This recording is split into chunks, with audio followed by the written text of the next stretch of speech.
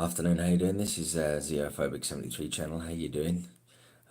This is just a short video. Just something I want to get off my chest, really. Everyone now who watches the channel will probably know how I feel about Kablam. What could be described as maybe another nail in the coffin. So, leading to that, this video is basically about Doctor Who in the state that it's in, or maybe it's been in that state for some time. We were just all too blind, like sheep, to notice. In its current form, I really don't know how you can go forward with this.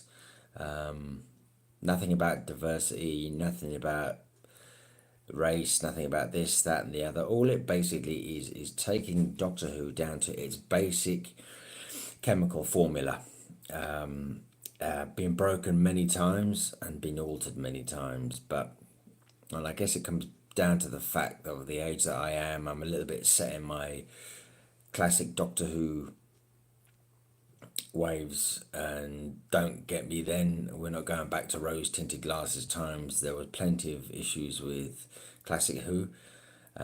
Yeah, and of course they stick out like a sore thumb. What the biggest problem with classic Who was budgetary constraints, not enough money.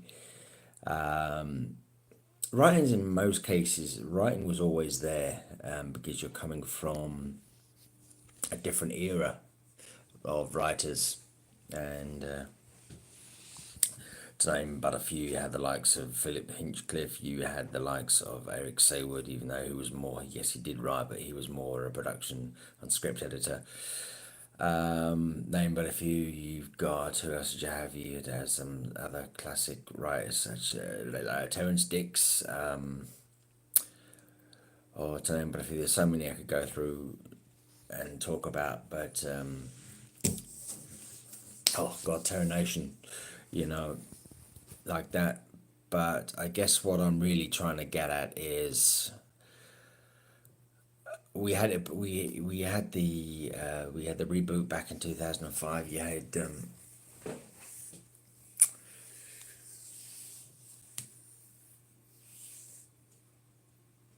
I'm trying to think of his name now. Producer, bring it back to resounding success, and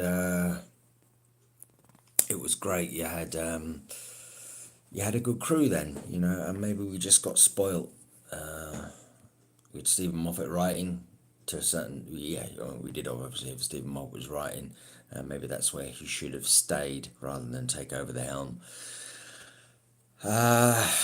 In this form now, I think I'm going to get hate for this. I actually am tired of watching it. It's become a real grind, and people are probably going to say to me now, well, why in the hell do you watch it? Because in some ways it's like a, it's like a good marriage that goes bad, and you just sit there and you just deal with it, and hopefully it becomes better, and you think maybe you can turn the tables and change some things, and hopefully it'll go on. But and I think it is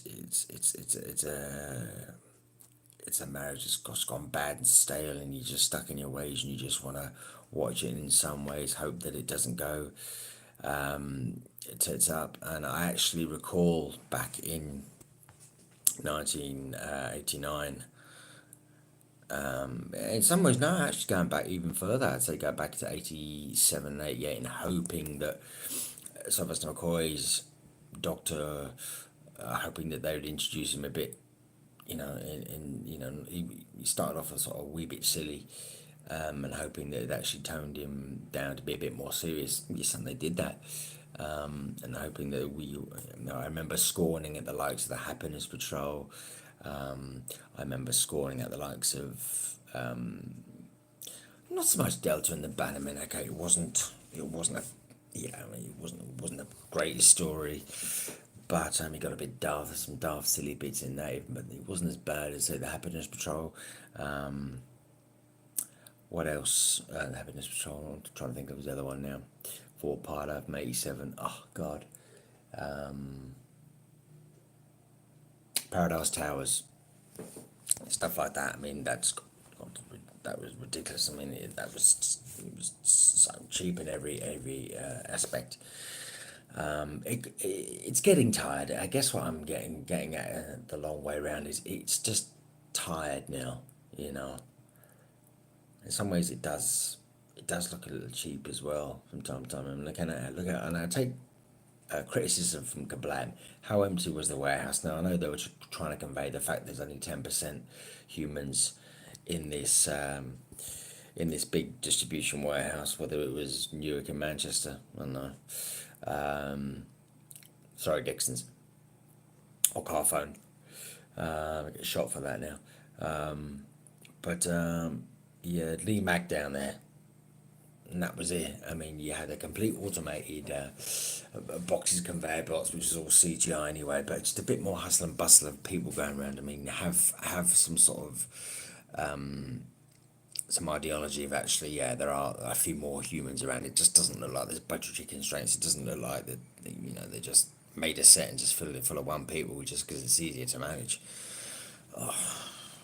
You know my feelings on Kablam, so I'm not going to go on about that. But Doctor Who in its current trend and the way that it's been written for and the way it's been put together, it's just not Doctor Who. It's not Doctor Who that I remember, and it's not Doctor Who that I tuned into in 2005. It is, I'm afraid to say, hate mail. It's a shitstorm in the state that it is. It really is. I don't care if no one views this. If I get bad feedback, you can give me as many likes or dislikes as you like. But I mean, it is, again, it's my opinion, but I think it is dead. Doctor Who is dead. Oh, if it's not that, Doctor Who is dying if it's not dead already. You know, it's as simple as that. Okay, people, look, that's me signing off. I will see you again on the next video. It's been the Xenophobic 73 channel. Thanks now.